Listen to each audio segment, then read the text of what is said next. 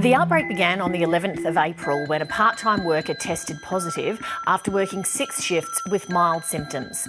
10 days later, more than 40 people were infected and 3 residents were dead. Families were frustrated by a lack of communication. You need to lift your game in communicating to loved ones. It's not acceptable to keep people in the dark. Most residents were kept inside the home instead of being taken to a hospital.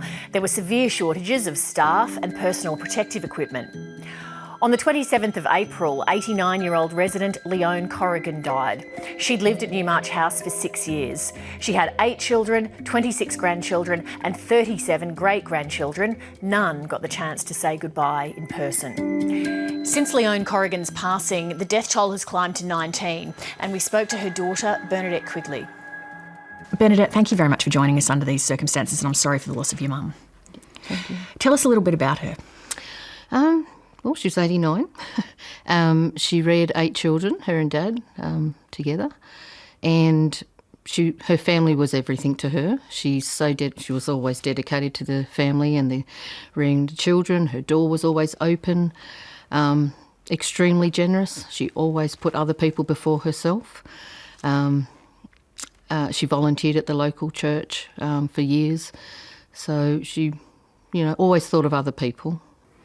And how did you learn that she was sick, and in the initial stages were you very concerned? When she had the test done and it came back positive, our concern was, this is serious.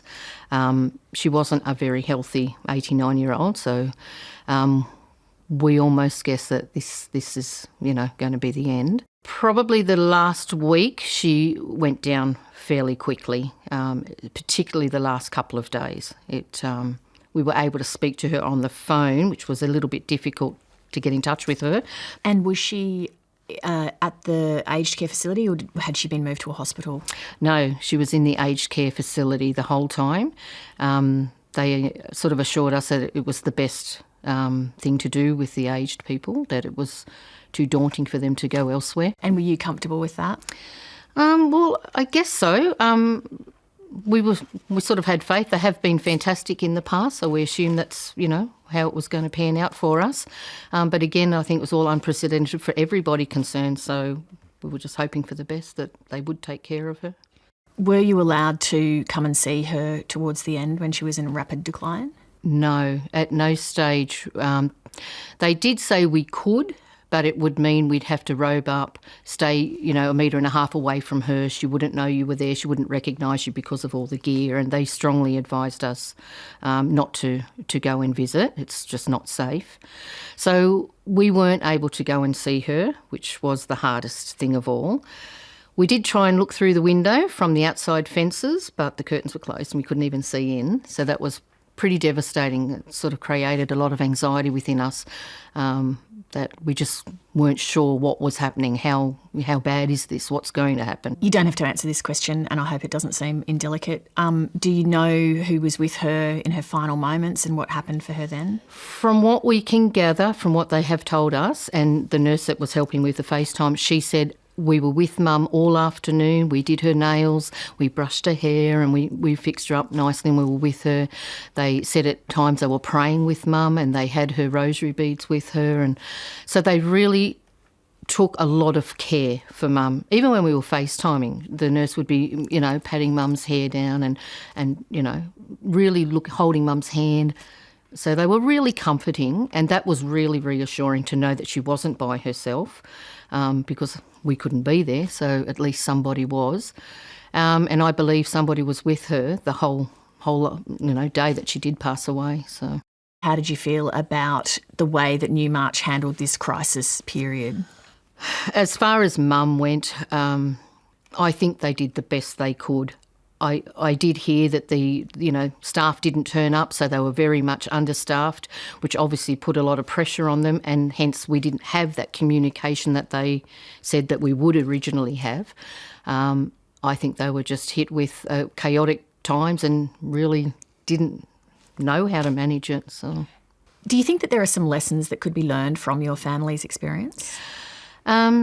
Definitely. I think we sort of need to look at the communication aspect and hopefully sort of ensure or insist really that they give us consistent updates, so we have an understanding of what is actually happening, and that we can, it sort of reduces our anxiety regarding that. I think not being able to see Mum was huge for us, and definitely just not having that personal touch. Restrictions are now easing around Australia and people are beginning to interact more with each other. What's your message to people about social distancing and the impact of this disease? Don't stop. You know, be really vigilant. It's something that is scary, and it really, it's not the fact of somebody dying like my mum, it's the way they die and the impact it has on the whole family, of not having a proper funeral, not having that opportunity to have that that final say goodbye to them. That's the hardest part. Sorry.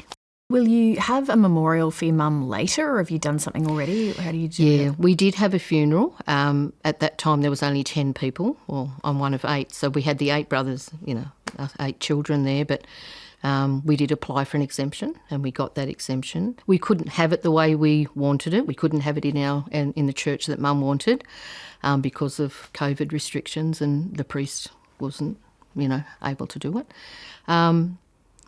It was really hard because we didn't have the opportunity to get together and have the reminiscing and the laughs, and sort of the closure still hasn't happened properly because we didn't get to say goodbye to Mum. We haven't gone through her things at the Newmarch House, and sort of that personal touch wasn't there. Well, thank you for honouring her by coming and telling us a bit about her and about what your family's been through. We appreciate it. Yeah, thank you. Thank you. Hi, I'm Lee Sales. Thanks for watching this story. If you'd like to watch more of 7:30's stories, they are on the left of your screen. And tap on the button below to subscribe and get the latest from ABC News.